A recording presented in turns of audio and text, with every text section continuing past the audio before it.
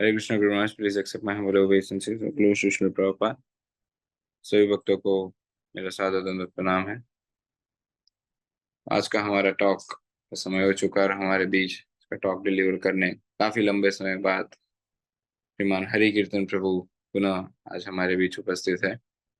प्रभु जी गुरु महाराज जी के जोन में काफी महत्वपूर्ण जिम्मेदारी और सेवाएं निभा रहे हैं। गुरु महाराज जी के जोन में जितने मंदिर बनते हैं, सभी मंदिरों का कंस्ट्रक्शन प्रभु जी की अध्यक्षता निर्देशता के अंडर होता है। गुरु महाराज जी का you are minister of construction in our zone, Guru Maharaj जी प्रभु जी को कहे हैं। और साथ ही प्रभु जी आरएसए के रूप में भी महत्वपूर्ण जिम्मेदारी और सेवाएं नागपुर जोन में निभा रहे हैं। नागपुर के अध्यक्ष के रूप में भी प्रभु जी काफी कार्यरत है और महत्वपूर्ण जिम्मेदारियां निभा रहे हैं, काफी व्यस्त रहते हैं। फिर भी आज प्रभु जी हम सभी को अपना संग सानिध्य और मार्गदर्शन प्रदान करने हमारे बीच उपस्थित है। तो आप सभी की ओर से हम प्रभु जी को प्रार्थना करना चाहेंगे आज का टॉक प्रारंभ करें, और सभी से अनुरोध है ध्यान पूर्वक टॉक सुने। प्राय प्रभु जी के टॉक काफी प्रैक्टिकल और जो व्यवहारिकता है हमारे आध्यात्मिक जीवन में, एक साधक के जीवन में, उसे संबोधित करती है। तो सभी से अनुरोध है कि अपने नाम जप को विराम देकर ध्यान पूर्वक आज का टॉक श्रवण करने तैयार रहिए। हरे Krishna. Hare Krishna. Thank you, Padmali Prabhu, for giving me this opportunity. सर्वप्रथम गुरुदेव के चरणों में साक्षात दंडवत प्रणाम करके उनका आशीर्वाद मांगता हूँ। तदुपरांत आप सभी भक्तों के चरणों में भी मेरा दंडवत प्रणाम स्वीकार कीजिए। तो आज का विषय हमारा अत्यंत महत्वपूर्ण है सभी के लिए, विशेष करके उन भक्तों के लिए जो गृहस्थ जीवन से आगे बढ़ रहे हैं, जिनकी आयु 45, 50, 55 वर्ष की हो गई है। क्योंकि आज का विषय हमारा 4 वर्णों और 4 आश्रम का भगवान ने वर्णन किया है, जिसमें से एक आश्रम बहुत कम जिसके विषय में बात की जाती है, वो है वानप्रस्थ आश्रम। तो इस आश्रम के विषय में आज हम लोग थोड़ा सा चर्चा करेंगे। और निश्चित रूप से मुझे ऐसा लगता है कि आप में से कई भक्त इंस्पायर्ड फील करेंगे, प्रेरित होंगे आज की बात के, आज जो हम लोग डिस्कस करेंगे उसके उपरांत, कि आप हम लोग भी गृहस्थ आश्रम से वानप्रस्थ में प्रवेश करें। क्योंकि आश्रम उतना ही आवश्यक है जितना कि ब्रह्मचारी आश्रम है या गृहस्थ आश्रम है या संन्यास आश्रम है। तो हम लोग पहले देखते हैं भगवान क्या कहते हैं इसके विषय में। 11वें स्कंद श्रीमद् भागवतम के 8वें अध्याय के पहले श्लोक में भगवान कहते हैं, so will just read what Krishna is telling Uddhava ji. ओम नमो भगवते वासुदेवाय। श्री भगवान उवाच वनं विविक्षु पुत्रेषु भार्यां न्यस्य सहैव वा वन एव वसेच्छान्तस् तृतीयं भागमायुषः। वनं विविक्षु पुत्रेषु भार्यां न्यस्व सहैव वा। या तो अपनी भार्या को पुत्र के कस्टडी में छोड़ करके या फिर साथ में लेकर के वन में जाना चाहिए। वन ए वसे शांतस तृतीयम भागम आयुषः। तृतीय भाग, जो आयुष का तृतीय भाग है, उसमें मनुष्य को अपनी पत्नी को या तो साथ लेकर या पत्नी को पुत्रों के पास छोड़कर उसे वन की तरफ बहुत ही शांत मन के साथ में प्रवेश करना चाहिए। प्रभुपाद जी पद में लिखते हैं, कलयुग में मनुष्यों का जनरली 100 वर्ष की आयु नहीं होती है, और ये बहुत ही दुष्कर है किसी को 100 वर्ष की आयु प्राप्त हो। तो जिस व्यक्ति को 100 वर्ष की रहने की, a man who has reasonable expectation of living for 100 years may adopt the Vanprastha order at the age of 50, and then at the age of 75 he may take sannyas for complete renunciation. परंतु कलयुग में people live for very few people live for 100 years. So one should adjust the schedule accordingly, Prabhupada is saying. तो अपने schedule को उसके अनुरूप ही उसको adjust करना चाहिए। और प्रभुपाद फिर लिखते हैं, बड़ा इंपॉर्टेंट वाक्य लिखते हैं, vanaprastha is intended as a gradual transition from materialistic family life to the stage of complete renunciation. वानप्रस्थ जो है एक ग्रेजुअल ट्रांजिशन है गृहस्थ आश्रम से और कंप्लीट रिनंसिएशन संन्यास की ओर जाने के लिए। तो ये वानप्रस्थ आश्रम क्यों इम्पोर्टेंट है, इसकी क्या विशेषता है, कब इसमें प्रवेश करना चाहिए, और और अभी जैसा भगवान कह रहे हैं वन की ओर चले जाना चाहिए, तो ये एक प्रिंसिपल है, लेकिन डिटेल कैन बी डिफरेंट। ये प्रिंसिपल है, भगवान कह रहे हैं कि पत्नी को अपने पुत्रों के पास छोड़ करके और पति को शांत मन से, तो ये एक प्रिंसिपल है that one must give up the family life and enter into vanaprastha. Vanam vivikshu putreshu bharyam nyasva saheva. So this is the shloka. You all can go to this chapter, canto 11th canto 8th chapter, और उसमें आप पढ़ सकते हैं। जो वानप्रस्थ के भगवान नियम बता रहे हैं वो काफी दुष्कर हैं, काफी कठिन हैं, और वो हम लोगों को हो सकता है बहुत भयभीत करने वाले हों, परंतु श्रील प्रभुपाद की कृपा से आज हम लोगों को प्रिंसिपल सेम रखते हुए और कैसे हम उसके डिटेल्स थोड़े से चेंज करके और इस्कॉन संस्था में हम लोग जो है अपना वानप्रस्थ जीवन, because Prabhupada used to say ISKCON temples are like Vaikuntha, they like Vrindavan, तो वन के समान ही है। तो हम अपने निकटतम इस्कॉन मंदिर में अपना अधिक से अधिक सेवा बढ़ा करके और वानप्रस्थ की तैयारी कर सकते हैं। तो वानप्रस्थ आश्रम जितना ब्रह्मचारी आश्रम के विषय में, गृहस्थ आश्रम के विषय में, संन्यास आश्रम के विषय में हम जो सब देखते हैं, ब्रह्मचारियों के लिए कितना हार्ड वर्क करना पड़ता है। यूथ प्रीचिंग करो, 2-3 साल तक उनको प्रचार करो, उसमें से 5% या 10% लड़के ब्रह्मचारी बनते हैं, बाकी सब गृहस्थ में प्रवेश करते हैं। फिर गृहस्थ आश्रम के लिए अभी बहुत ट्रेनिंग सेमिनार शुरू हो गए हैं, हाउ टू गर्भाधान संस्कार कैसे करें, प्लानिंग कैसे करें, हस्बैंड वाइफ रिलेशनशिप कैसे मेंटेन करें, so many seminars are there, and sannyasa ashram is a full ministry. और हमें पता है हमारे आनंद शेष प्रभु एंड अदर डिवोटीज जो संन्यास के प्रति प्रेरित हैं, वो कितने एक बहुत ही कठिन प्रोसेस के थ्रू उनको गुजरना पड़ रहा है। सो मेनी टॉक्स अबाउट संन्यास आश्रम, परंतु वानप्रस्थ आश्रम के विषय में एकदम ना के बराबर या बहुत कम बोला जाता है। भगवान कहते हैं चातुर्वर्णम मया सृष्टम गुण कर्म विभागशः। हाँ, तो आजकल मॉडर्न डेज में वन में रहना तो संभव शायद नहीं है, लेकिन अगर वन में रह भी सकता है कोई तो ये बहुत ही श्रेयस्कर है। तो हमें ध्यान रखना चाहिए कि भगवान कृष्ण का ये परफेक्ट सिस्टम है जिसमें भगवान ने 4 आश्रम बनाए हैं। ये 4 आश्रम भगवान ने बनाए हैं किसी भी मनुष्य को मदद करने के लिए कि वो अपने को शनय शनय अपने को उत्तरोत्तर अपनी आध्यात्मिक प्रगति करते करते और भगवत धाम को प्रवेश करे। तो हर एक आश्रम बहुत आवश्यक इंपॉर्टेंट आश्रम है किसी की भी इस जर्नी के लिए। तो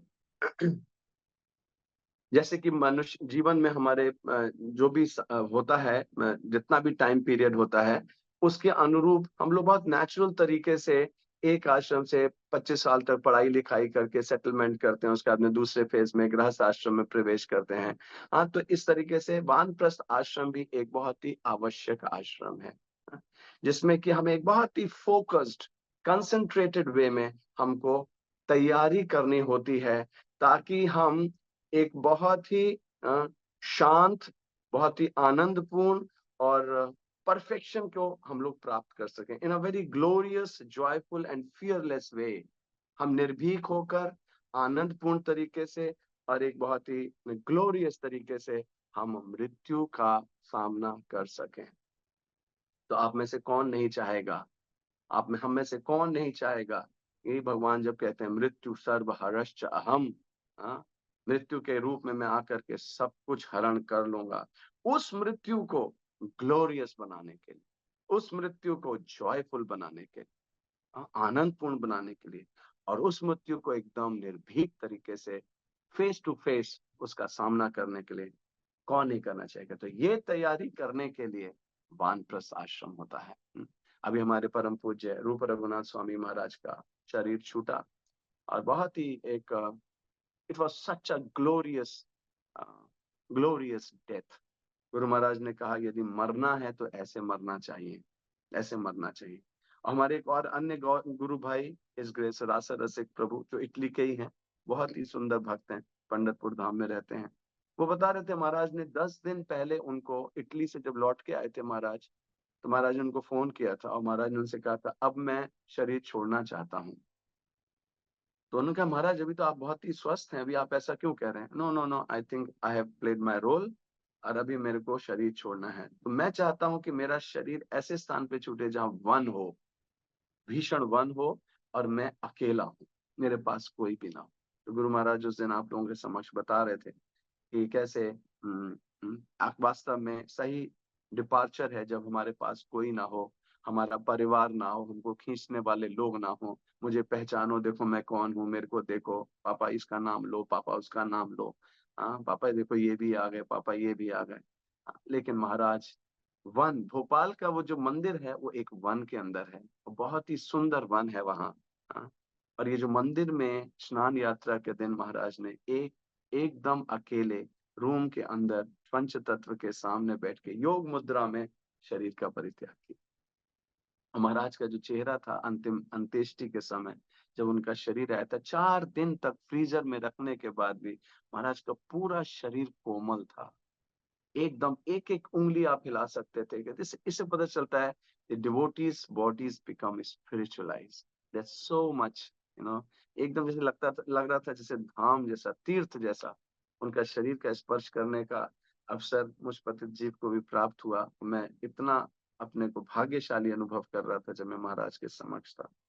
तो माय डिवोटीज, कहने का मतलब क्या है, ये बहुत आवश्यक है कि हम मृत्यु को बहुत ही ग्लोरियस तरीके से फेस करें। अन्यथा क्या होगा, अन्यथा क्या होगा, हम लोग जो है गृहस्थ आश्रम में रोटेट करते रहेंगे। यदि हमने अपने गृहस्थ आश्रम को एक समय पर नहीं छोड़ा, ओ मेरे पुत्र के भी बच्चे छोटे छोटे हैं, बेटा भी काम करने जाता है, उसकी वधु भी काम करने जाती है, अगर हम लोग नहीं टेक केयर करेंगे, no it is not your responsibility.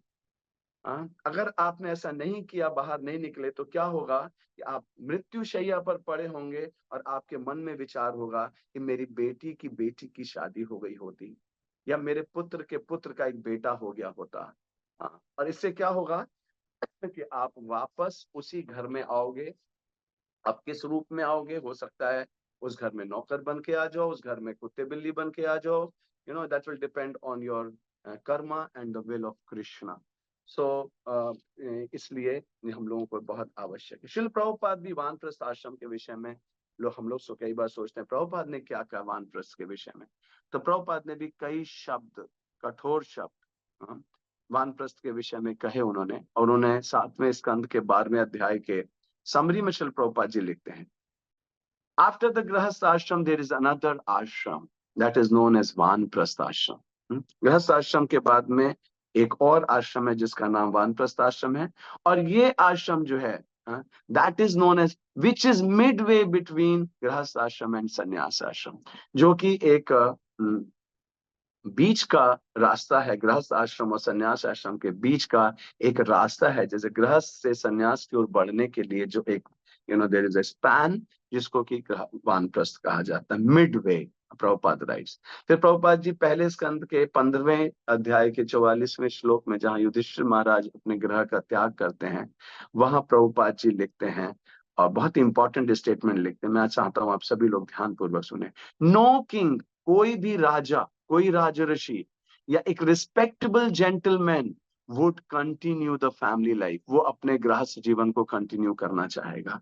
और हम सबका अनुभव भी है, गृहस्थ जीवन में कंटाल जाता है इंसान, दुखी हो जाता है, परेशान हो जाता है। कि ये करो, वो करो, इसकी शादी, उसका ब्याह, इसकी शादी के कार्ड छपवाओ, अब इसका करो, अब इसके बच्चे हो रहे हैं, उसके लिए वो लेके जाओ, ये करो, स्मैट नहीं। तो प्रभुपाद लिखते हैं कोई भी रिस्पेक्टेबल किंग, जेंटलमैन या कोई राजर्षि कभी भी पारिवारिक जीवन को अपने जीवन के अंत तक ग्रहण करना नहीं चाहेगा, क्योंकि because that was considered suicidal, आत्मघात के समान है ये, suicidal and against the perfection of human life, और ये मनुष्य जीवन की पूर्णता के विपरीत है, सिद्धि प्राप्त करने के विपरीत है। मनुष्य जीवन में ही जीवात्मा को सिद्धि प्राप्त होती है, जिसमें अपने वास्तविक स्वरूप को प्राप्त कर सकता है। That is the spiritual practice, यही आध्यात्मिक जीवन शैली है, जिसमें कि हम अपने रिस्पेक्टेबल तरीके से अपने गृहस्थ आश्रम को छोड़ करके वानप्रस्थ की ओर प्रवेश करें। तो ये वानप्रस्थ आश्रम बहुत इंपॉर्टेंट है, रेलेवेंट है, और अदरवाइज हम लोगों को बार बार इस भौतिक जगत में आना पड़ेगा। तो हम लोग अंडरलाइन प्रिंसिपल वानप्रस्थ आश्रम का क्या है कि घर को छोड़ के वन में प्रवेश करना है, साधारण जीवन प्राप्त करना है, कमाई धंधा बंद करना है, सीधा सादा भोजन करना है। हाँ, तो ये सारे प्रिंसिपल्स हैं, लेकिन हम लोग इनको according to time place circumstances Prabhupada ji ने जो हम लोगों को बताया करने के लिए हम लोग वैसा कर सकते हैं, और वो अभी वानप्रस्थ के अंतर्गत। जैसे हम नोएडा मंदिर में देखते हैं, कई हमारे भक्त हैं, वो लोग फुल टाइम मंदिर में सेवा कर रहे हैं, वानप्रस्थ हैं, अपने घरों में निवास करते हैं, लेकिन सुबह मंदिर में आ जाते हैं और शाम तक मंदिर में रहते हैं। मेरे एक गुरु भाई भक्त Rupa Prabhu, a very very wonderful loving devotee, वो पूरा टाइम सेवा करते रहते हैं, और अभी उनकी अवस्था भी 60 वर्ष की हो गई होगी, लेकिन वो कोई समय नहीं अपना व्यय करते हैं। कभी बुक डिस्ट्रीब्यूशन के लिए वृंदावन चले जाते हैं, कभी कहीं भागवत कथा होती है वहां चले जाते हैं, कभी कहीं गुरु महाराज का अभी व्यास पूजा आ रही है तो आप सब देखेंगे उनको। दिस इज वानप्रस्थ लाइफ। और अपना जीवन का जितने स्वस्थ वर्ष हैं उन वर्षों को भगवान की सेवा में 100% लगाने का प्रयास कर रहे हैं। तो वानप्रस्थ जीवन के कुछ प्रिंसिपल्स हैं my dear devotees, let us discuss one by one. 6-7 principles हैं। पहला प्रिंसिपल है नो सेक्स लाइफ। तो किसी भी प्रकार का यौन जीवन जीना, ये एकदम जो है ये दिस इज रेस्ट्रिक्टेड। इवन मन से भी कोई ऐसे कार्य नहीं करना, मूवीज देखना या कोई मॉल मल्टीप्लेक्सेस में जाना जहां पर कि उल्टे सीधे पिक्चर्स फोटोग्राफ्स लगे रहते हैं और वो आपके मन में प्रवेश करते हैं। फिर ध्याय तो विषयान पुंसा संगस्ते शुभ जाए थे, क्योंकि ये काम एक ऐसी चीज है मनुष्य को अंतिम क्षण तक भी नहीं छोड़ता है। इसके लिए हम लोगों को no sex life physically, no sex life mentally, no sex life in any way sex life is to be restricted। तो ये एक बहुत इंपॉर्टेंट प्रिंसिपल है। दूसरा है reducing worldly duties and engagements. सांसारिक क्रियाकलापों को कम से कम मतलब खत्म करना, धीरे धीरे करके खत्म करना। और ये एक बहुत ही नेचुरल तरीका है इस फेज ऑफ लाइफ के लिए। जब बच्चे आपके बढ़ गए हैं, आप बिजनेस अपना बच्चों को सौंप दो, बच्चे अभी जॉब में सेटल हो गए, जिस दिन आपके बच्चों का जॉब लग जाता है, you should understand now they are no more dependent on you. आपके ऊपर अब वो आश्रित नहीं है, अब उनको स्वतंत्र जीवन जीने दीजिए। अब उनके क्या होगा आगे भविष्य जीवन में, उसके लिए अब आप उत्तरदायी नहीं हैं। आपने अपना कार्य कर दिया है। जिस दिन आपके लड़के की नौकरी लग गई या लड़की की शादी पक्की हो गई, या लड़की का उसने अपने को इस लायक बना लिया है कि now she can earn her own livelihood, और वो आपके ऊपर डिपेंडेंट नहीं है। अब वो शादी कब करना चाहती है, ये आप प्रयास करके समय पर शादी करोगे तो उसका जीवन भी अच्छा रहेगा।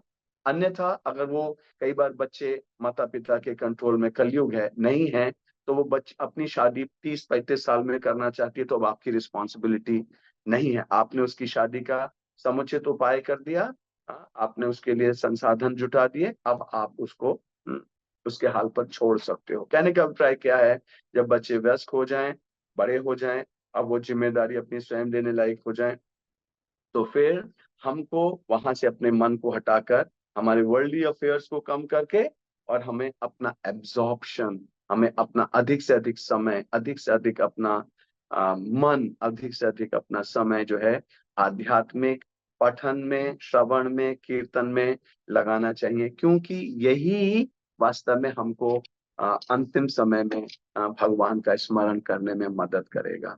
तो दूसरा प्रिंसिपल है reducing worldly affairs and engagement.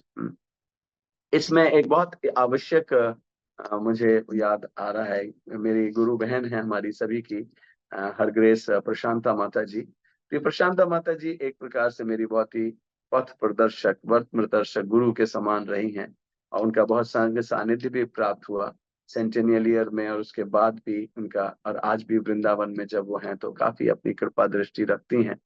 तो जब मैं 50 साल का होने वाला था, तब उन्होंने मुझसे कहा था, हरि कीर्तन एट 50 नो मोर अर्निंग। तो ये चीज मुझे बहुत डराई इमीडिएटली, नो मोर, क्योंकि उस समय पूरी तरह से पूरी चेतना जो थी, कैसे कमाई ज्यादा हो, कैसे ज्यादा से ज्यादा अप्रेजल्स मिले, तनख्वाह ज्यादा से ज्यादा हो, जिम्मेदारियां हैं, ये है वो है। लेकिन उसका वाक्य जो था वो मेरे मन में घूमता रहता था, नो मोर अर्निंग आफ्टर 50। और 50 से 54 तक, because I took one plus या रिटायरमेंट, अर्ली रिटायरमेंट एट 54, कि 4 साल वो शब्द मेरे माइंड में हैमर करता रहता, नो मोर अर्निंग, नो मोर अर्निंग, बिल्कुल कमाई जीरो कर देनी है। तो ये मैं, या फिर हमारे मेरे काउंसलर सच्चिदानंद प्रभु जी के क्लासेस में उनका उदाहरण भी सामने था, और वो भी बार बार कहते रहते थे, कि मुझे देखो, मैं 30 साल से कोई नौकरी धंधा नहीं कर रहा हूँ, लेकिन मैं तुम सबसे अच्छा खाता हूँ, तुम सबसे अच्छा रहता हूँ। तो ये बातें अट्रैक्ट करती थी। तो नो मोर अर्निंग आफ्टर 50। जो भी आपके संसाधन है उसको जुटाकर, चाहे आपको कहीं से किराया आता हो, चाहे कहीं से इंटरेस्ट आता हो, परंतु हमें अपनी जो अर्निंग है उसको धीरे धीरे करके खत्म करना है। Totally dependence upon Krishna. हाँ, अब हम पंढरपुर जा रहे हैं, कमरा कैसा मिलेगा, प्रसाद समय पे मिलेगा नहीं मिलेगा, इसके विषय में चिंता नहीं करना है।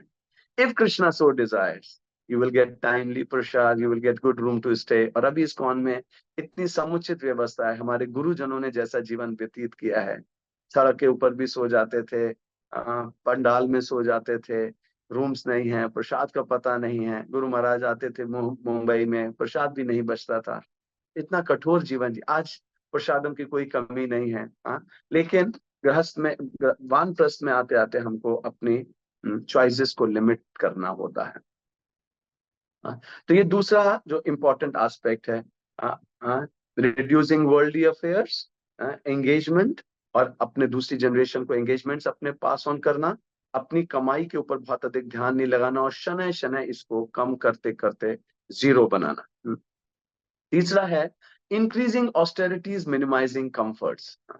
हमें अपनी आवश्यकताओं को कम से कम करना चाहिए, और हाँ, जो तपश्चर्या है उसको बढ़ाने का प्रयास करना चाहिए।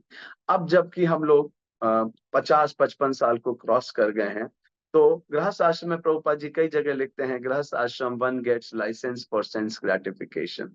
हाँ, और लेकिन जैसे अब हम लोग धीरे धीरे गृहस्थ आश्रम से बाहर निकलने का प्रयास कर रहे हैं, तो अब हमको पुनः शेप करना चाहिए अपने आप को, कि अब जो है हम धीरे धीरे करके सेंस ग्रेटिफिकेशन को मिनिमाइज करके, और अपने कंफर्ट्स को डिक्रीज करके, हम लोगों को अब जीवन जीना है मिनिमल आवश्यकताओं के ऊपर।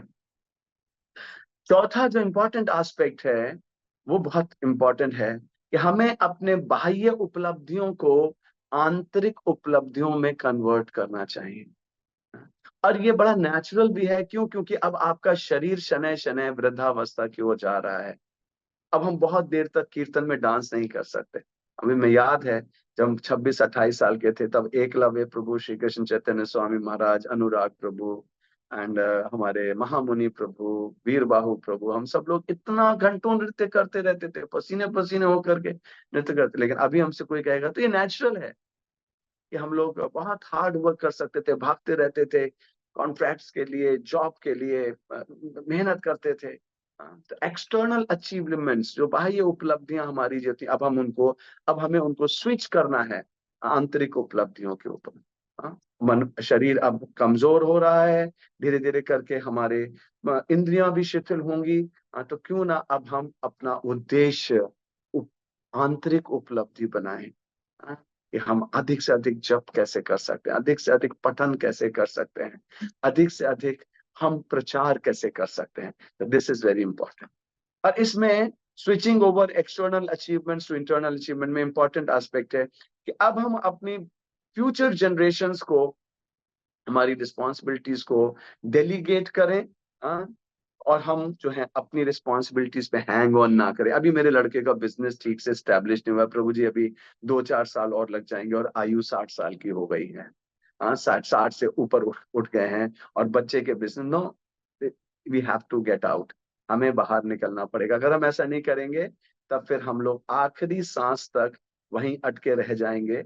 और हम लोग, अभी हमारे पास एक भक्त आए थे नोएडा में पूछने के लिए, कि उनके गुरु महाराज परम पूज्य अन्य गुरु हैं वो इस्कॉन के, तो उनके गुरु ने उनको आज्ञा दी, तो वो थोड़े से विचलित थे।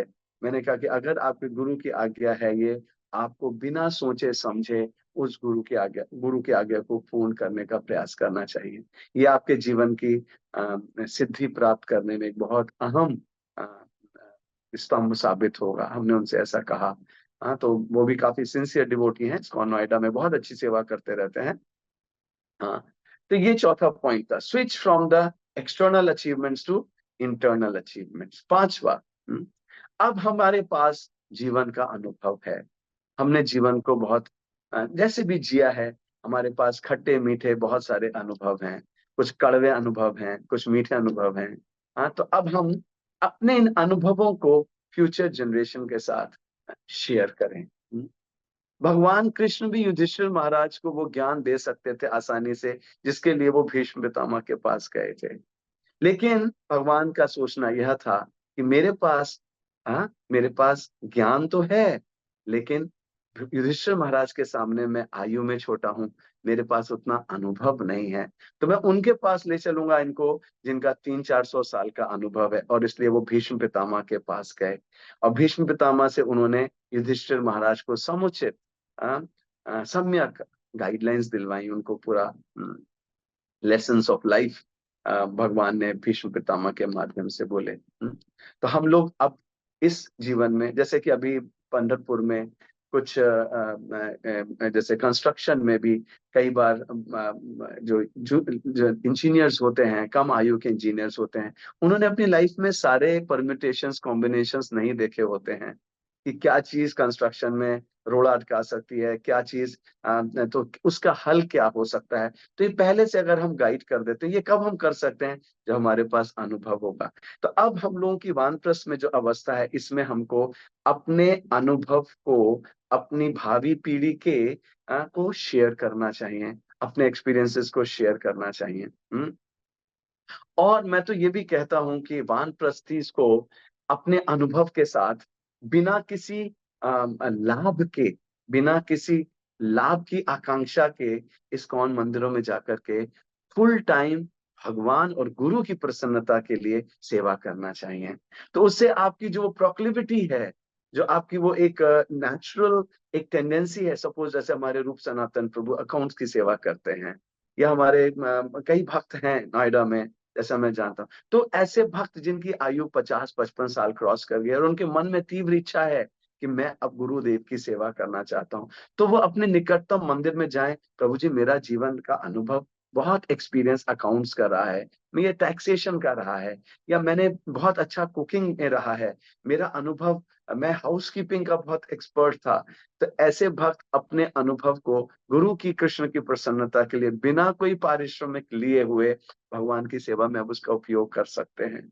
इससे क्या होगा कि आपकी इंक्लिनेशन जो था, आपकी जो गृहस्थ आश्रम में आपकी जो ट्रेनिंग थी, उसको अब आप भगवान की सेवा में उपयोग कर सकते हैं। हमने जीवन में बहुत कलयुग के घर बनाए, मॉल्स बनाए, मल्टीप्लेक्सेस बनाए, सिनेमा घर बनवाए, इंस्टीट्यूशंस बनवाए, स्कूल्स बनवाए, घर बनवाए।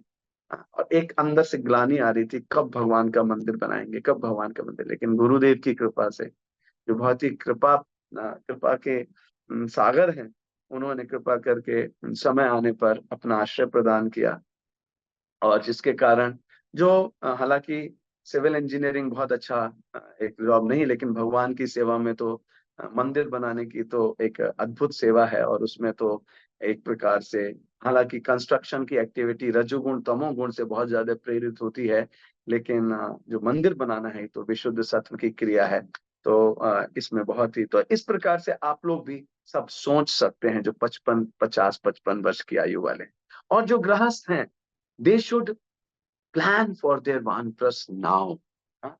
राधानाथ स्वामी महाराज कहते हैं, one should plan his exit plan, किसी को अपना जो एग्जिट प्लान है, वानप्रस्थ में जाने का प्लान, गृहस्थ आश्रम में प्रवेश करने से पहले बनाना प्रारंभ कर देना चाहिए। बड़ा इंपॉर्टेंट स्टेटमेंट है ये। और आज हम देख रहे हैं हमारे कई भक्त जो हैं ऐसे हैं, जो कि अपने वानप्रस्थ के विषय में, जबकि अभी आयु सिर्फ 32-34 वर्ष की है, अपने वानप्रस्थ के विषय में सोच रहे हैं।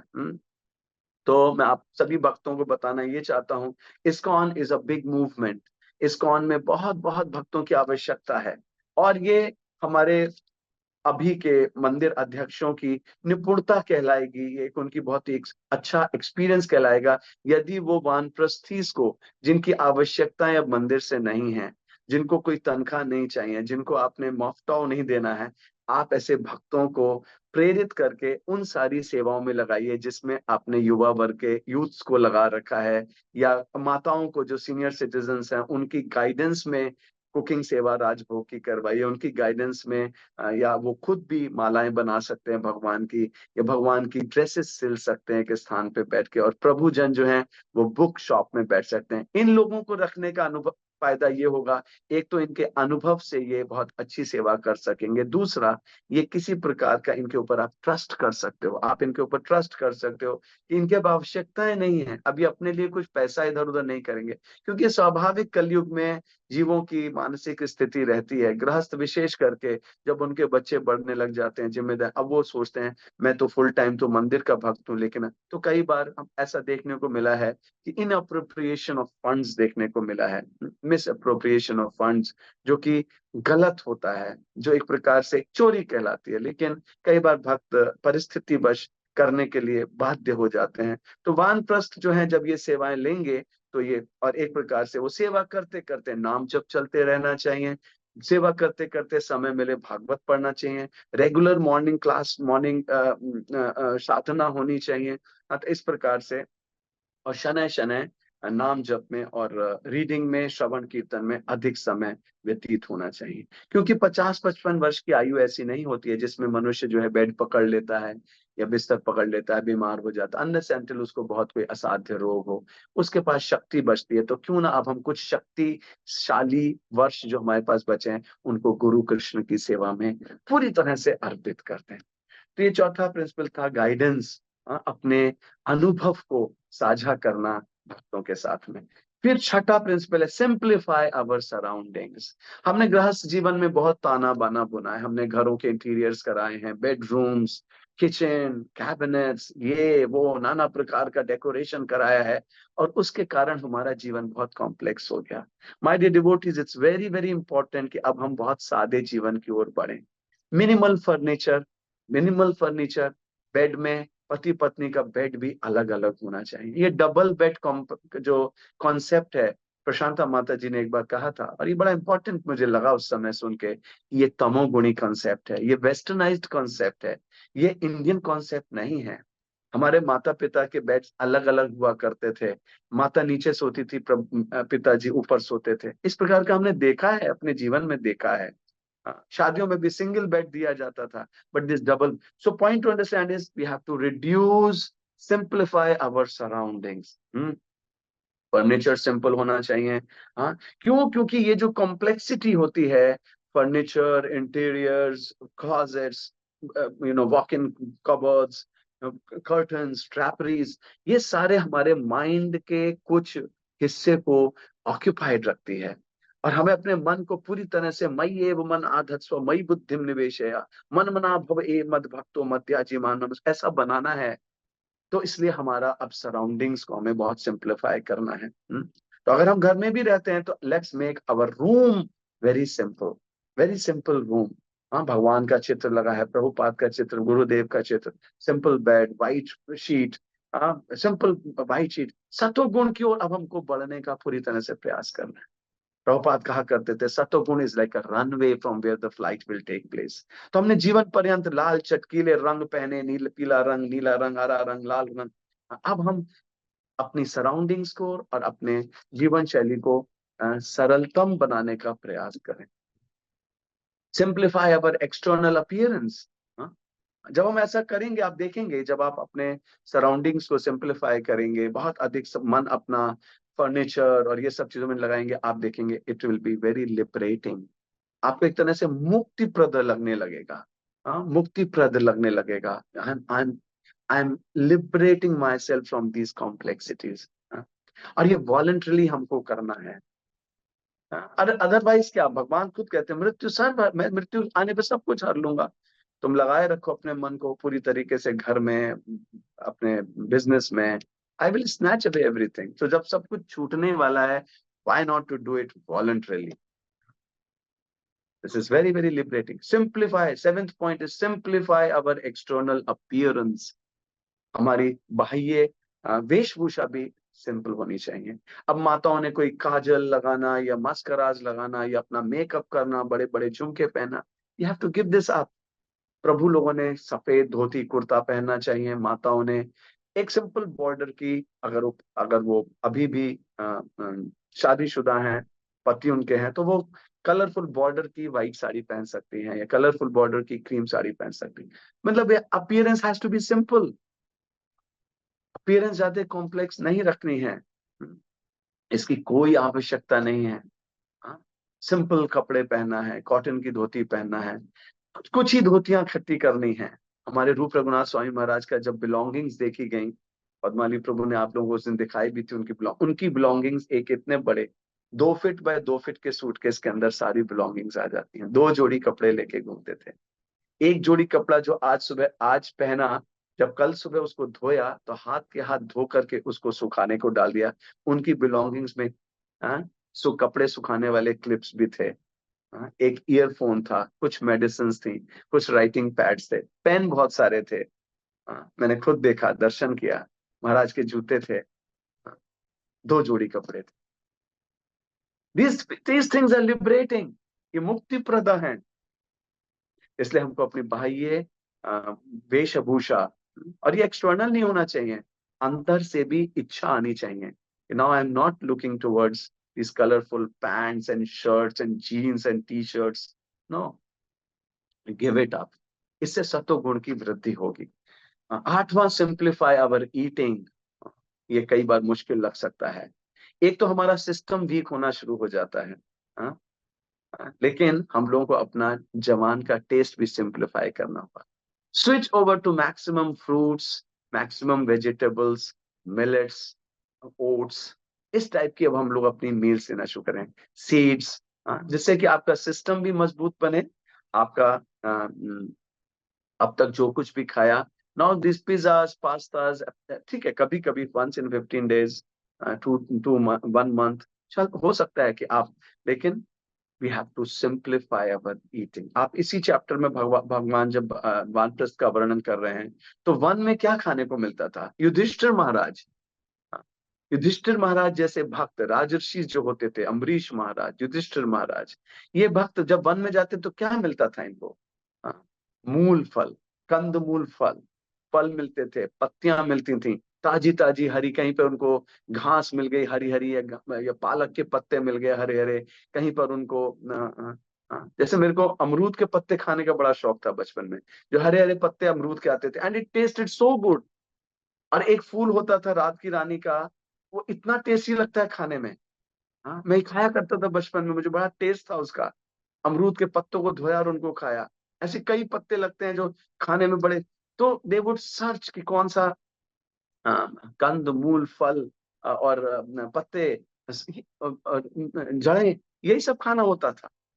तो भी अब हम भले ही मंदिर में अगर सेवा कर रहे हैं, लेकिन हमारा फोकस होना चाहिए, हमको थोड़ा उबला हुआ प्रसाद मिल जाए या सिंपल प्रसाद मिल जाए। I am very fortunate that way.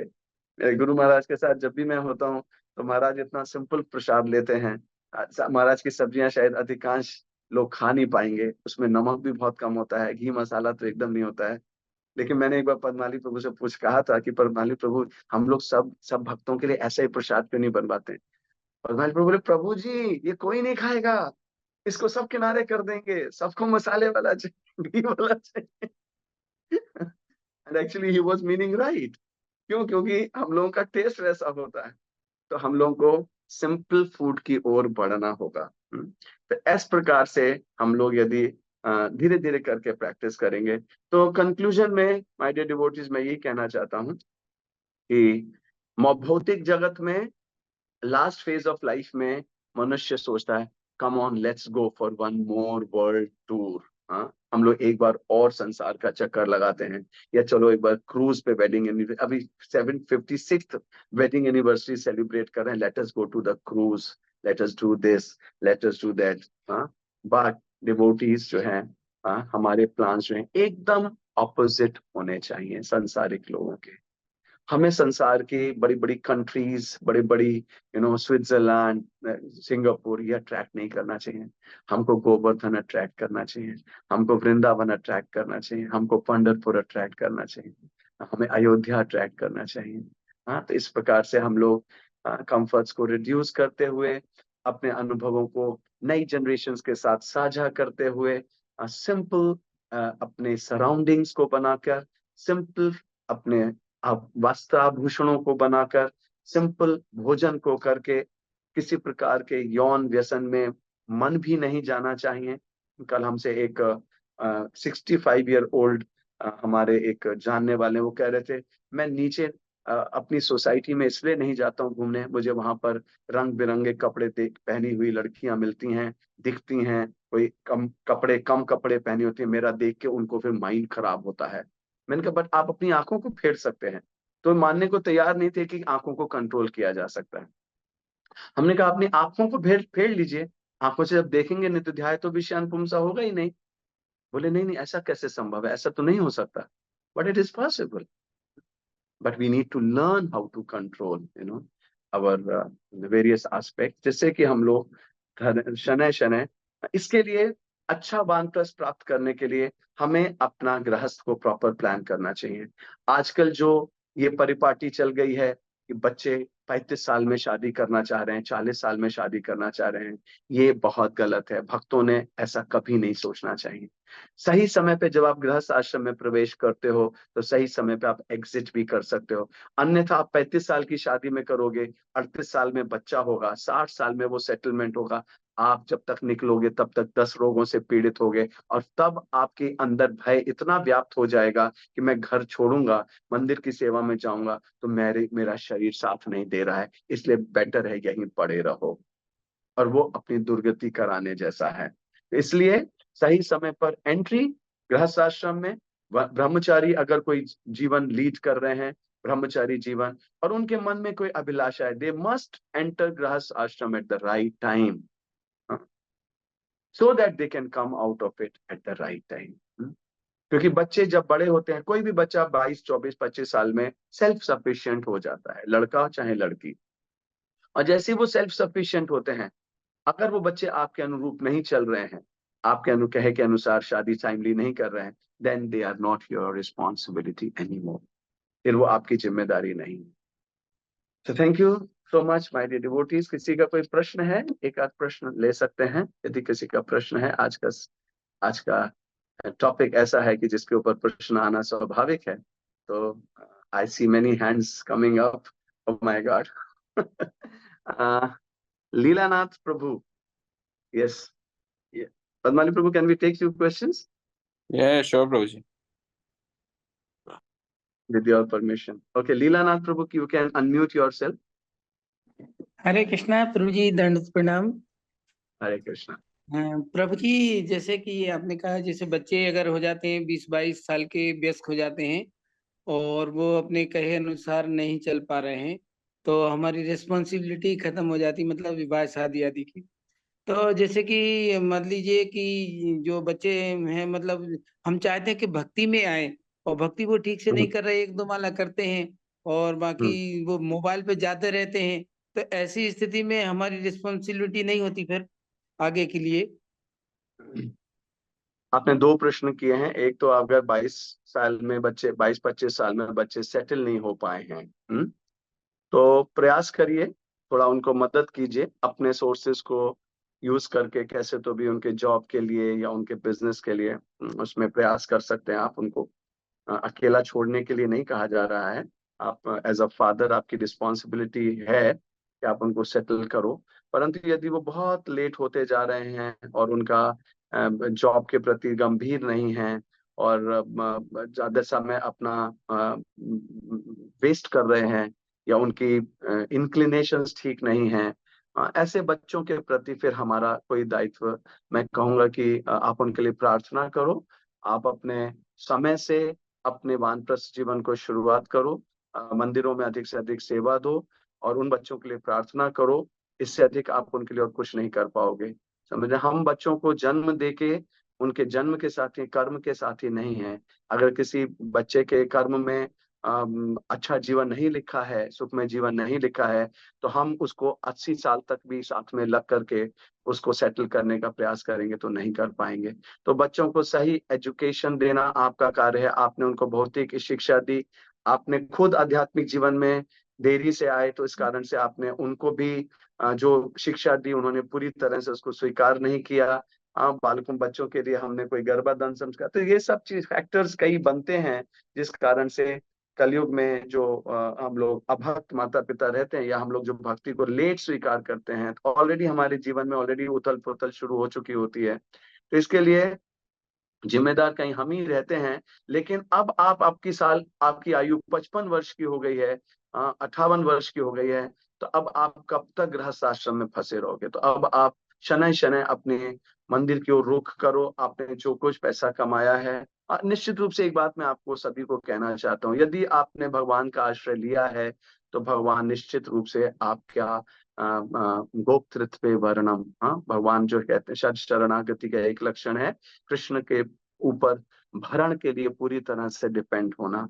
हाँ, तो ये वानप्रस्थ आश्रम जो है ये इस दिशा में भी ये हमको इंगित करता है कि हम पूरी तरह से भगवान के ऊपर आश्रय लें। और भगवान निश्चित रूप से, जब मैं 4 वर्ष पूर्व जब जॉब छोड़ रहा था, अंदर एक बहुत घबराहट थी, इतना बड़ा ये जॉब छोड़ रहा हूँ, अगले महीने से सैलरी नहीं आएगी, कैसे चलेगा, क्या होगा।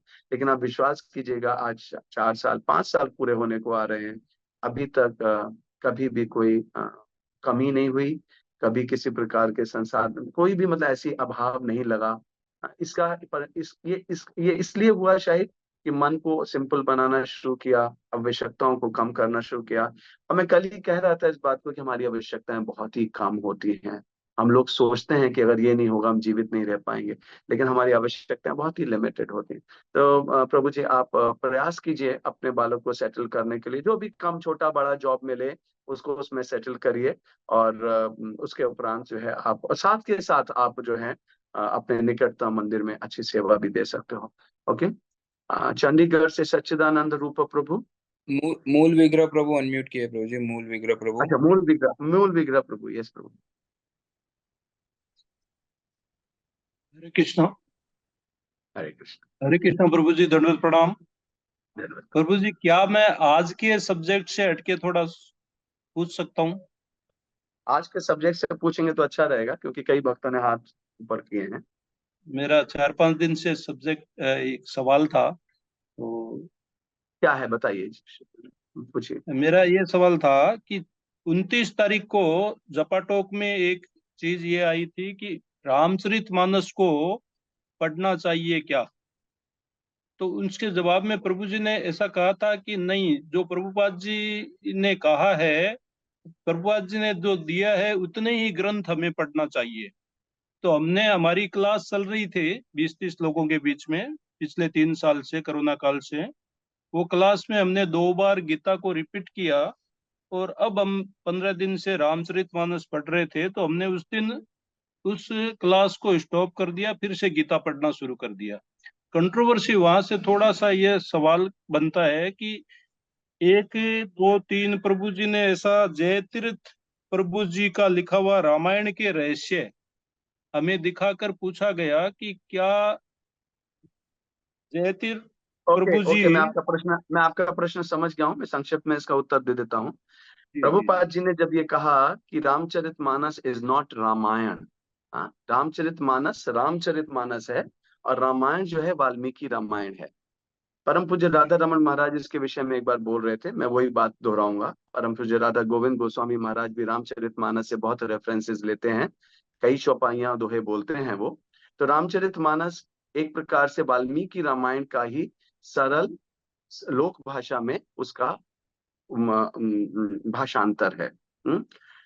तो प्रभुपाद जी ने जब ये कहा कि रामायण जो है, तो रामायण वास्तव में रामचरितमानस रामायण नहीं है।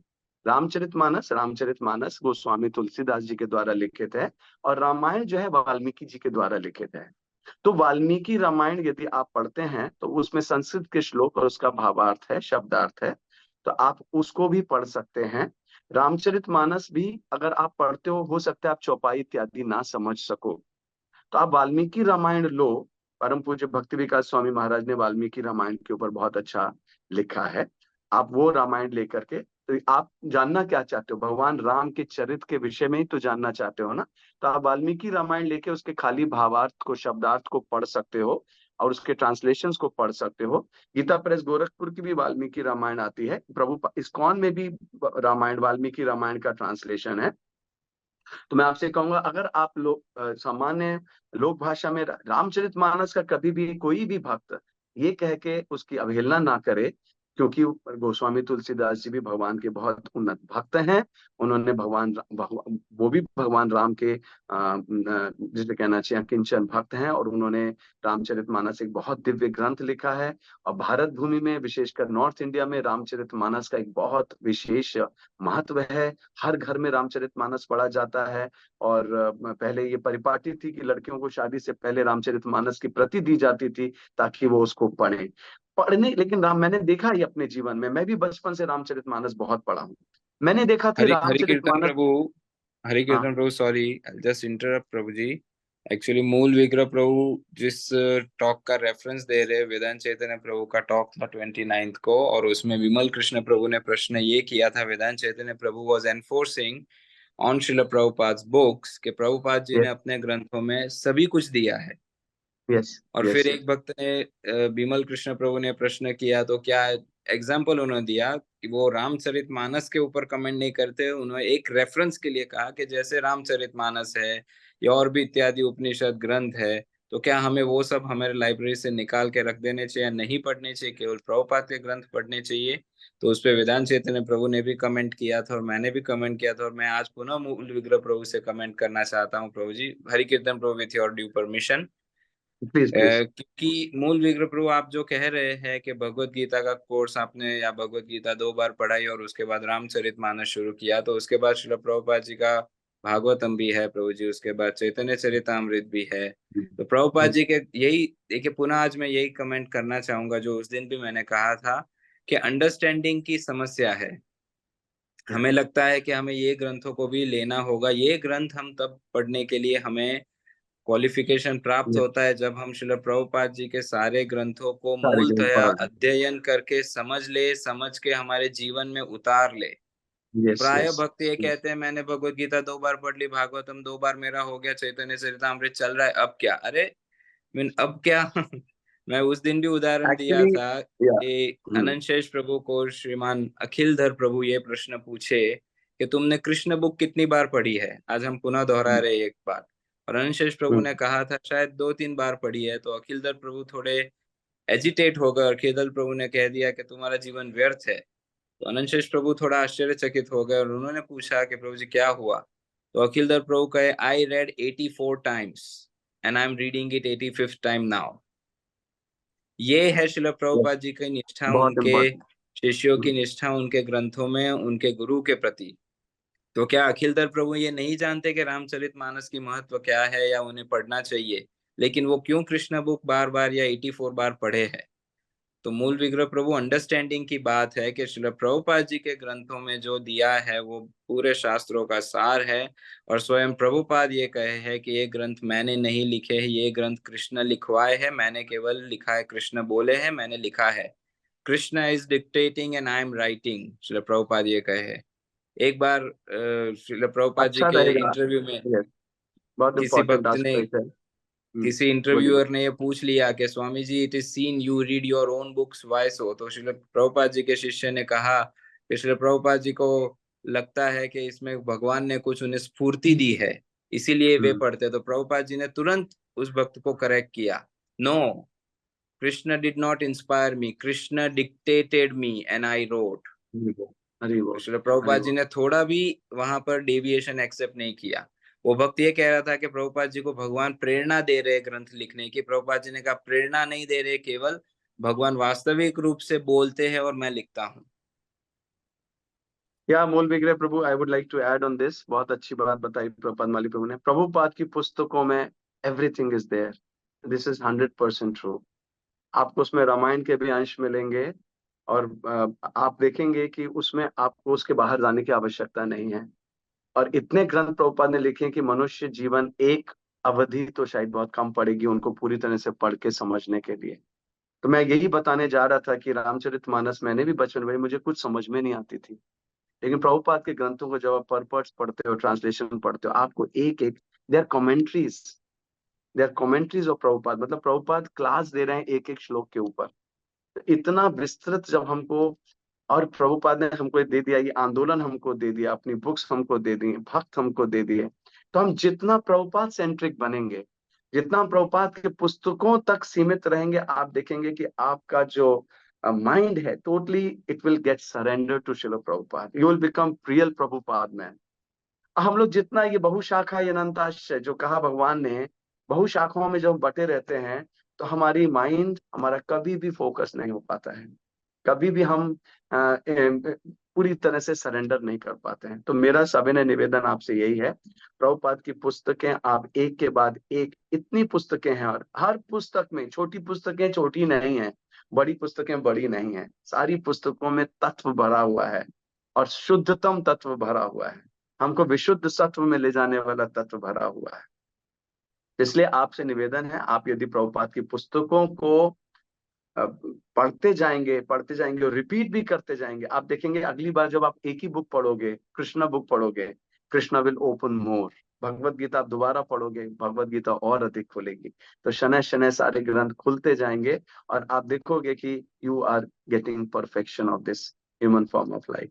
तो इसलिए ये कई बार हम लोग के मन में ऐसे प्रश्न आते हैं, लेकिन हम लोगों को ये समझना होगा कि हम प्रभुपाद की बुक्स के प्रति जितने सेंटर्ड रहेंगे, प्रभुपाद की बुक्स को जितना हम अपने जीवन में धारण कर सकेंगे, हमारा जीवन बहुत ही पर्याप्त होगा। अभी हमको लगता है हमें अपर्याप्तता है, ये नहीं मिल रहा है, ऐसा नहीं है। प्रभुपाद की पुस्तकों में सारे उपनिषद हैं, सारे गोस्वामियों के लिटरेचर्स हैं। हाँ, जैसे कि भागवतम के प्रथम स्कंद के एक श्लोक के परपट में प्रभुपाद जी पूरी रूप गोस्वामी प्रभुपाद की एक पुस्तक से पूरा पोइट्री का उसमें ट्रांसलेशन दे दिए हैं। तो Prabhupada has given us everything. कोई भी, और प्रभुपाद जी कहते भी, मेरी पुस्तकों को पढ़ने, अच्छी तरह से पढ़ने के उपरांत कोई गोस्वामी लिटरेचर पढ़ सकता है। इवन गोस्वामी लिटरेचर तक के लिए प्रभुपाद जी हमको कन्फाइन करते हैं, don't read till the time you read fully my books nicely. ठीक है, सो आई थिंक टाइम हो गया है, लेकिन बहुत बहुत धन्यवाद प्रभु जी।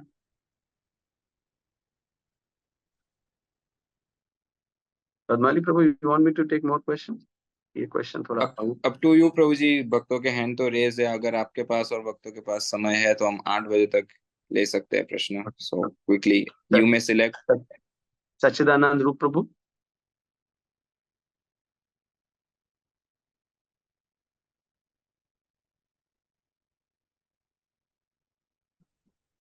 हरे कृष्णा जी, दंडवत प्रणाम। गुरुदेव की सेवा में दंडवत प्रणाम से बच्चों। थैंक यू सो मच, बहुत अच्छा आपने समझाया।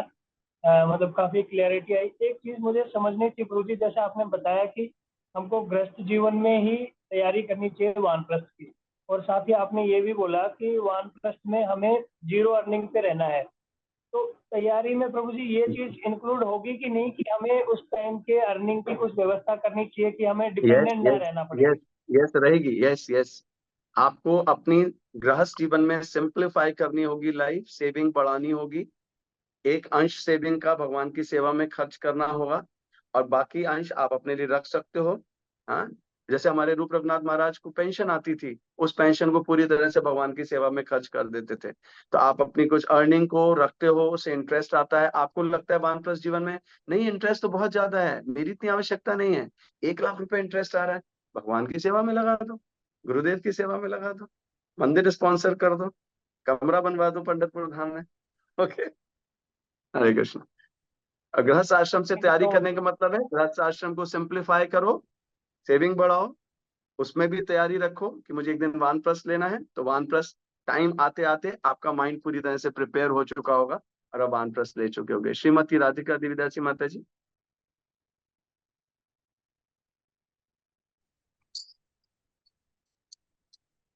हरे कृष्णा प्रभु जी, दंडवत प्रणाम। थैंक यू सो मच प्रभु जी, बहुत अच्छा टॉपिक था। प्रभु जी, जैसे जो वानप्रस्थ को जानते हैं कि आप जैसे आपने बताया वानप्रस्थ ले लेना चाहिए 50 और 55 के अराउंड। तो प्रभु जो कोई ये समझते हुए भी जाना नहीं चाहते उसमें, और जो कंफर्ट हो रहा है उसी में रहना चाहते हैं, उनके लिए क्या है? क्योंकि हम सब पढ़ते हैं जानते हैं, वो जो जाना नहीं चाहते हैं। और दूसरा ये कि जो फैमिली मेंबर्स है प्रभु जी ये भी सोचते हैं कि अगर अकेले कोई जाता है तो कभी कोई बीमारी हो जाती है, कुछ होता है, वो अकेले रहता है। और कई कई बार देखा भी जाता है ऐसे कि बड़ी उनको प्रॉब्लम हो जाती है कि वो बीमारी में वो वहीं रहते हैं और कोई देखने के लिए कोई नहीं होता। तो वो दोनों पर्सपेक्टिव से कि कैसे कर सकते हैं डील प्रभु जी। तो अगर मैं आपका प्रश्न सही समझा हूं तो आपने एक तो कहा कोई अगर जाना नहीं चाहता वानप्रस्थ में, घर के कंफर्ट्स में रहना चाहता है, और अगर वो भक्ति कर रहा है, अगर वो अच्छी तरह से भक्ति कर रहा है घर में रह करके, और अपने एंगेजमेंट्स को, जैसा हमने बताया जिन पॉइंट्स को, सिंप्लीफाई लाइफ करता है, एंगेजमेंट से अपने को दूर रखता है, बच्चों को खाली गाइडेंस देता है, हाँ, और अगर वो इतना पर्याप्त है कि अपना भरण पोषण खुद कर सकता है, अगर घर में रह रहा है, वन की समान समझ के रह रहा है, हाँ, और सिंप्लीफाई लाइफ कर दी है उसने, लेकिन लेकिन एक्चुअल में अगर हम गुरु कृष्ण की सेवा करते हैं तो हमको एक बहुत ही विशेष शक्ति प्राप्त होती है। एक चीज, दूसरी चीज ये है कि भक्तों का समाज एक बहुत मधुर समाज है। मैंने देखा कि अभी मैं पंढरपुर में कुछ बीमार पड़ा था, तो मेरे गुरु भाई बहुत दौड़ दौड़ के आ रहे थे, डॉक्टर को बुला रहे थे, मुझे लेकर के भी जा रहे थे। तो ऐसा नहीं है, भक्तों के समाज में अगर हम बीमार पड़ेंगे या हमारी तबीयत खराब होगी तो हम ये सोचें, और अगर कृष्ण, हमारी डिपेंडेंस कृष्ण पे है, इसका इसका ये भी तो हमें समझना है ना कि इफ कृष्णा सो वांट्स, तो मुझे बीमार तो घर में भी पड़ना है। कोई ऐसा है कह सकता मैं घर में बीमार नहीं पड़ता हूँ? तो अगर मैं मंदिर में बीमार पड़ रहा हूँ या गुरु की सेवा में बीमार पड़ रहा हूँ तो उसमें कौन सी बड़ी बात हो गई? तो अब तो हमारा प्रयास यही होना चाहिए कि मैं बैटल फील्ड में मेरा शरीर छूटे। प्रभुपाद ने कहा I want to die on the battle field. मैं नहीं चाहता मेरा घर में शरीर छूटे और मेरे बच्चे और नाती पोते आकर के लिपट जाएं, आके पापा पापा, दादा बाबा, दादी बाबा। नो, बहुत अच्छा है कि अगर पंढरपुर धाम में सेवा करते करते अपने रूम में धाम के अंदर विठल भगवान का चिंतन करते, तो ये सब जो भय है, शोक मोह भय इत्यादि, इनसे हमको अपने को फ्री करना होगा, और धीरे धीरे हम लोग हो जाएंगे। अगर हम ये विश्वास रखते हैं कि मैंने गुरु की सेवा में, गुरु महाराज की आदेश के अनुसार मैं सेवा करने का प्रयास कर रहा हूँ, उसमें हमसे गलतियां भी होंगी, कुछ अपराध भी हो सकते हैं, लेकिन अगर हम उसमें सेवा में तत्पर रहते हैं, अपना शोधन करते हुए आगे बढ़ते हैं, तो निश्चित रूप से सफलता is guaranteed, perfection is guaranteed. लेकिन यदि किसी को कोई रोग है, कोई वीक हार्ट का है, हृदय दुर्बलता के कारण घर से नहीं बाहर, तो उसको अपने घर में नाम जप बढ़ाना चाहिए, शास्त्रों का अध्ययन बढ़ाना चाहिए, वैष्णवों की सेवा बढ़ानी चाहिए, मंदिर से भक्तों को घर में रेगुलर बुला करके विग्रहों की सेवा करनी चाहिए, घर के बिजनेस बिजनेस से माइंड एकदम हटा लेना चाहिए। I think that will also serve the purpose.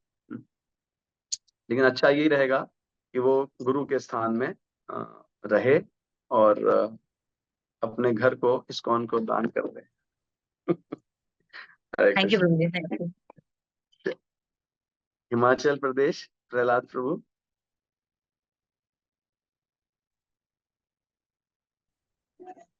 हरे कृष्ण प्रभु जी, दंडवत प्रणाम। सभी भक्तों को मेरा शारदा दंडवत प्रणाम है। बहुत सुंदर लगा हरि कीर्तन प्रभु जी, आपने इतना आदर्श पूर्वक लेक्चर दिया। मैं बहुत धन्यवादी हूँ आपका। मेरा प्रश्न प्रभु जी ये था कि हम एक आइडियल माता पिता कैसे बने? अभी बच्चे हैं एक्चुअली, तो उनको गाइडेंस में, क्योंकि हमारे टाइम में उतनी चीजें नहीं थी। आज सोशल मीडिया इतना आ चुका है, हम अपनी लाइफ को कंपैरिजन करते हैं तो हम बहुत सिंप्लिसिटी में थे, हमारे बच्चे लेकिन आज के डेट में फोन उनके साथ में है, सारी चीजें हैं, हम जानते हैं, लेकिन फिर भी उनको अवॉइड नहीं कर सकते। तो कैसे, प्लीज थोड़ा सा गाइड करें। एज डिवोटी पेरेंट्स आपको स्वयं वो करना होगा जो आप अपने बच्चों से करवाना चाहते हो। You have to become an exemplary father and exemplary mother for your children. आपके बच्चे बाहर के इन्फ्लुएंस से तभी इन्फ्लुएंस नहीं होंगे जब वो घर आने पर एक बहुत ही एक अच्छा सुंदर अनुभव करेंगे। When they will see their parents are not arguing over small things, their parents are not fighting, their parents are not always on mobile, their parents are ready to serve them, है ना? Their parents are ready to hug them, give them time, play with them. जब बच्चे ऐसा देखेंगे कि माता पिता घर में बहुत प्रेम पूर्वक तरीके से रह रहे हैं, आदान प्रदान अच्छे से कर रहे हैं, उनके लिए समय दे रहे हैं, हर समय मोबाइल पर लगे हुए नहीं है। जब बच्चे ऐसा देखेंगे तो बच्चे भी मोबाइल से हटकर आपके साथ टाइम व्यतीत करना चाहेंगे। Don't keep passing on comments on बच्चों के ऊपर, पढ़ाई को लेकर, उनके होमवर्क को लेकर या उनके कमियों को कभी ज्यादा मत गिनाते रहिए।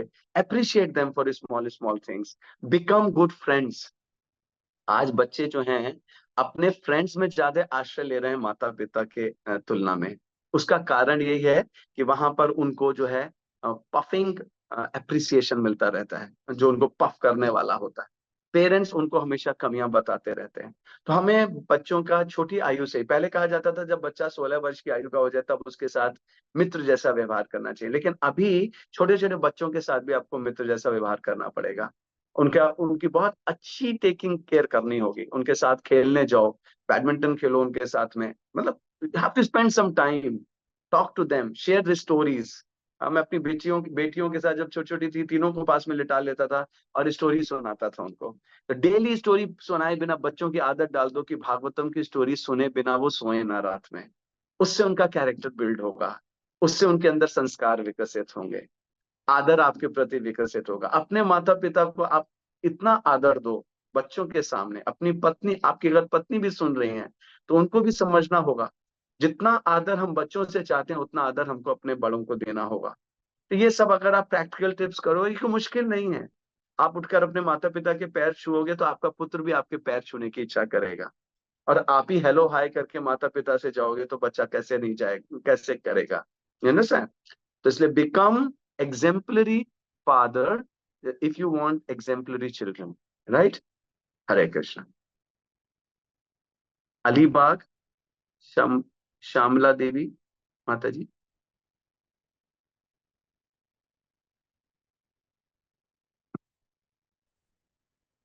हरे कृष्ण प्रभु जी, दंडवत प्रणाम। आवाज आ रही है?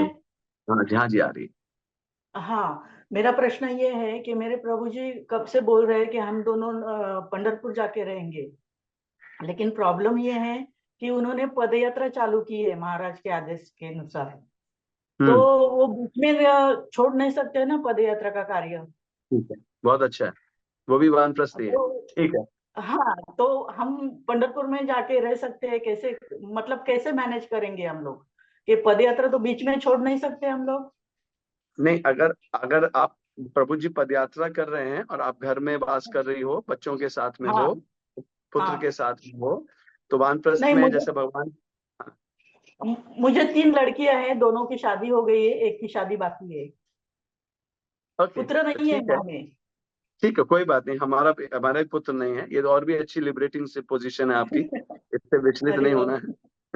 अच्छा। तीनों पुत्रों का नहीं। विवाह कर दीजिए और उसके हाँ। बाद में अगर आपका मन करे आप भी कभी कभी पदयात्रा पे चले जाओ प्रभु जी के साथ, नहीं नहीं, तो हम। आप आप एक स्थान में रहकर सेवा कर सकते हो। जो आपके निकटतम मंदिर है उसके साथ में आप जुड़ सकते हो, मंदिर के और निकट जाके रह सकते हो, जिससे कि आप भक्तों के संरक्षण में रहो। और प्रभु जी जो है, अगर गुरुदेव की सेवा में पदयात्रा में भी कई बार चले जाते हैं, तो भी अगर आप भक्तों के संरक्षण में पास में रहते हो तो आपको कभी अकेलापन नहीं लगेगा। पुत्रियों के घर जाके रहने की आवश्यकता नहीं है। नहीं नहीं। भक्तों के समाज में रहो, भक्तों से अच्छा संबंध बना के रहो, तो आप देखोगे आपका भी अच्छे से टेक केयर होगा। हमारे कई आचार्यों ने ऐसा किया। कदम कानन स्वामी महाराज की धर्म पत्नी भी थे, वो भक्तों के समाज में रह के सेवा करते थे। महाराज जी ने संन्यास लिया, महाराज आगे बढ़े, माता जी अपने भक्तों के समाज में सेवा करती रही। तो इस तरह से दोनों का जीवन परफेक्शन की ओर जाएगा। ठीक है, ठीक है। अश्विनी हरे प्रभु। Krishna. Hare Krishna. Just 7 minutes more. Ashwini प्रभु, can you Hare unmute Krishna yourself? प्रभु जी, दंडवत प्रणाम। हरे कृष्ण प्रभु जी, दंडवत प्रणाम। प्रभु जी, आपका टॉक सुन करके मन प्रसन्न हो जाता है। और दूसरी बात, बहुत सारी जो अनक्लैरिटी रहती है कि लाइफ में आगे वानप्रस्थ का, जैसे आपने अभी जिक्र किया कि वानप्रस्थ में कैसे प्लान करना है। अभी हम लोग गृहस्थ जीवन में हैं एंड अगले 10 साल में मैं भी वानप्रस्थ में हम लोग भी प्रवेश करेंगे। तो उसके लिए जो प्रिपरेशन के लिए आपने जो गाइडेंस दी है, काफी क्लैरिटी उससे मिली प्रभु जी। एक दो तो क्वेश्चंस का आंसर अभी मिल गया। कुछ प्रभु जी ने क्वेश्चन किया था, जैसे एक कि वानप्रस्थ जीवन में आपका अपने प्रश्न लिए। करो, आपका प्रश्न प्रश्न पूछो आप जल्दी से, तो अब और माता और जी प्रभु जी लोग भी हैं, जी आस्क प्रभु द जी, एक क्वेश्चन। एक प्रश्न ये है प्रभु जी, बच्चों से लेकर के, क्योंकि हमारा बच्चों को गैजेट्स, आईटी, जैसे मैं खुद आईटी में हूँ, तो मेरा एक्चुअली बिहेवियरल वर्क ही है कि मैं कंप्यूटर लैपटॉप में काम करता हूँ। तो जैसा आपने कहा कि बच्चे अगर आपको कम यूज करते देखेंगे तो बच्चे भी कम सीखेंगे, लेकिन बाई प्रोफेशन ऐसा है कि मुझे मजबूरी में वो करना पड़ता है। तो उससे प्रभु जी बच्चों को कैसे दूर रखें? हाँ, तो उसके लिए आप ऐसा करो कि दिन में कुछ समय, जब बच्चे सामने हों, बच्चे साथ में हैं, तो you should plan out some time when it is not your time, it is not kids time, it's not wife's time, it's your family's time. जब आपकी फैमिली का समय है, maybe on dining table, maybe on sofa set, या अपने bedroom में, सब बच्चे भी हैं, आप लोग भी हो, और वो समय, इस समय अब हम लोग कोई मोबाइल नहीं देखेंगे 1 घंटे के लिए, आधे घंटे के लिए। उस समय में बच्चों से खूब इंटरेक्ट करो, डिस्कशन करो, स्कूल में क्या हुआ, स्टोरी कोई सुनाओ बच्चों को, आपने कुछ भागवतम से पढ़ा है उसको सुनाओ। हाँ, तो इस तरीके से आप देखोगे उनकी, show your love and affection and care for them. They should feel their father is not just a gadget man. Their father is emotional man. He's a devotee. तो ऐसे ही जब आप बच्चों को समय दोगे, तो धीरे धीरे करके you will inculcate right character in the children also. Apart from their और बच्चों को आप मोबाइल से रिस्ट्रिक्ट कर सकते हो। हाँ, अगर बच्चे कुछ लिमिटेड टाइम के लिए, क्योंकि अब बच्चों का होमवर्क वगैरह भी व्हाट्सएप वगैरह पे आ रहा है, ऐसा कुछ हो रहा है, तो जी बच्चों को लिमिटेड समय के लिए आप मोबाइल दो। I think as a parents you should be able to restrict them from the mobile usage. जब तुम्हारा 12th में इतना परसेंट आएगा, तब हम तुमको एक फोन दिलाएंगे। हाँ, या ऐसा कुछ कंडीशन कर सकते हो, आपको जरूरत है मेरा मोबाइल लेकर के आप करो। और माता जी को भी ज्यादा समय मोबाइल पे नहीं रहना चाहिए। और आपका अगर जॉब है, जॉब के टाइम पर आप करो, बाकी टाइम जो है बच्चों को विदाउट गैजेट्स यूज करो। Try to pass on some time with children without gadgets, no television, no mobiles, no laptops, only chit chatting, talking, discussing, sharing katha, Krishna katha. Then you will see your family जी will bond together. Okay, and pray with the family. A family that prays together, सब कुछ समय कीर्तन साथ में कर सकते हो। बच्चों को मृदंग सिखवाने का प्रयास करो, करताल सिखाने का प्रयास करो, मृदंग करताल घर में लाके रखो, हारमोनियम रखो। बच्चों को छोटी छोटी बुक्स दो, कलरिंग बुक्स दो। अगर छोटे बच्चे हैं तो bring nice colouring books for children. तो try to make children occupy, उनकी जो टेंडेंसीज उनको भगवान की तरफ मोड़ने के लिए जो भरसक प्रयास कर सकते हो, प्रयास करो। और भगवान से प्रार्थना करो। हाँ, तो ultimately Krishna in the form of परमात्मा विल गाइड देम ऑल्सो। ठीक है, जी प्रभु जी, धन्यवाद प्रभु जी। ये कोई मुश्किल टिप्स नहीं है, बस सरल टिप्स हैं, कोई भी पेरेंट्स कर सकते हैं। बच्चों को इसके हानियां बताओगे, हानि बताओगे, मोबाइल को यूज करने की कितनी हानि है, कितने केसेस हो रहे हैं, ब्रेन ट्यूमर्स हो रहे हैं लोगों को, इम्पोर्टेंसी हो रही है लोगों को, हार्ट की प्रॉब्लम्स हो रही है मोबाइल के कारण। सो you have to tell them the negative impacts about the electronic gadgets. ठीक है, I think we have to stop now. It's 8 o'clock. सतारा से निर्मल महेश प्रभु को एक बार लास्ट ले लेते हैं क्वेश्चन। निर्मला महेश प्रभु, सतारा। हरे कृष्ण प्रभु, दंडवत प्रणाम। धन्यवाद, प्रणाम। प्रभु, मैं अभी बीएसएफ में था, फौज में था, तो अभी रिटायर हो चुका हूँ। आपके बीएसएफ में थे, प्रवचन से मैं, बॉर्डर हाँ सिक्योरिटी फोर्स। ओके। हाँ प्रभु, बॉर्डर सिक्योरिटी फोर्स में था। तो आपके प्रवचन से तो मैं बहुत इंस्पायर हो गया। हमारे सातारा इस्कॉन में भी एक प्रभु जी है जो वानप्रस्थ ले रखे है, वो पुलिस से रिटायर है। तो ओके। मेरा क्वेश्चन यही था कि आपने प्रभु बोला कि जब वानप्रस्थ लेंगे तो पूरी तरह भगवान के ऊपर डिपेंड होना चाहिए। तो लेकिन मुझे ऐसा लगता है कि जब मैं मेरे पत्नी के साथ में अगर वानप्रस्थ स्वीकार करता हूँ, तो कुछ चीजों के लिए तो पैसे की जरूरत होती है, जैसे कुछ भी चीजें हो सकती है। तो क्या मैं उस समय में, तो मतलब मेरा पेंशन लेके जा सकता हूँ साथ में, या फिर पेंशन घर में यस, छोड़नी नो पड़ेगी? No no no no no, pension लेके जाना है। इफ अगर आप लोगों को सिर्फ को ठीक से नहीं समझ में आया है, तो वानप्रस्थ में आपकी अर्निंग से जो इन्वेस्टमेंट किया है आपने, या आपकी कोई प्रॉपर्टी रेंट पे, तो आपको उसके रेंट मिल सकता है, आप उसको यूज कर सकते हो। मैंने भी यही बताया था कि ऐसा नहीं है कि आप कुछ लेके नहीं जाना घर से, वन में बिना किसी चीज के नहीं। अगर आपकी कुछ इन्वेस्टमेंट्स हैं, आपकी पेंशन आ रही है, तो वो आप यूज करोगे नेचुरली। कमाई और आगे की जॉब की नहीं सोचना है, बहुत बिजनेस की नहीं सोचना है, लेकिन जो आपके संसाधन, आपने कहीं इन्वेस्टमेंट्स किए हैं, आपके पास कुछ मंथली इंटरेस्ट आ रहा है या पेंशन आ रही है, तो उसको तो आप यूज करोगे ना, उसके ऊपर ही डिपेंड करना है। ठीक है, ठीक है प्रभु, धन्यवाद। हाँ, यस यस। अगर कोई 60 साल का उसको पेंशन आ रही है, 1 लाख रुपए की पेंशन आ रही है, उसमें 25,000 अपने ऊपर खर्च करे, 25,000 और एज के लिए, ओल्ड एज के लिए रोक ले, 50,000 सेवा में यूज करे। पेंशन आ रही है, इंटरेस्ट आ रहा है, प्रॉपर्टीज का रेंट आ रहा है, या खेती से कुछ आपका बटाई पे आपने उठाया, वहां से पैसा आ रहा है, तो उसके लिए मनाती नहीं है। अब नई तरीके से जॉब करने के लिए नहीं जाना है, या रिटायर्ड लाइफ लीड करनी है। तो रिटायर्ड लाइफ में क्या होता है कि ऐसा थोड़ा ना होता है कि आप रिटायर्ड लाइफ में अपना जो पैसा आता है उसको ऐसे ही छोड़ देते हो। उस पैसे को आप सदुपयोग करते हो। आपकी हेल्थ के लिए जरूरत लगेगी, हाँ, आपको जो मिनिमम कपड़ा लगेगा। मंदिर पे डिपेंड नहीं होना है। भगवान पे डिपेंड होने का मतलब, ठीक है, प्रसाद के लिए हो सकते हो, आपके सेवा के अनुरूप आपको वहां टेक केयर हो सकता है। ऐसा नहीं कि आज के बाद में सारे वानप्रस्थ मंदिर में पहुंच जाएंगे, हम यहीं रहेंगे, ऐसा नहीं है। आप अपने घर में रहो, मंदिर के पास में सेवाएं ज्यादा से ज्यादा करो, अपने घर में रहो। और उसके बाद में आपकी, अगर सपोज आप डिस्टेंट प्लेस में सेवा करते हो, तब नेचुरली आप मंदिर में रहोगे या गेस्ट हाउस में रहोगे, जहां भी। लेकिन अगर आप अपने घर के पास में ही मंदिर है, वहां की सेवा कर रहे हो, तो live in your home. Don't invest your energy more in earnings. देखिए, बाहर काम करने जा रहे हैं, दौड़ रहे हैं, इधर से उधर भाग रहे हैं, नहीं। अपना ज्यादा से ज्यादा समय अध्ययन में लगाओ, जप में लगाओ, मंदिर की सेवा में लगाओ। अपना सिंपल प्रसाद लो, सिंपल रहन सहन रखो। That's it. Understand? Yes is Prabhu, that okay? Actual में प्रभु जी ये वानप्रस्थ जो है ना, ये मेरे सामने बहुत बड़ा क्वेश्चन था।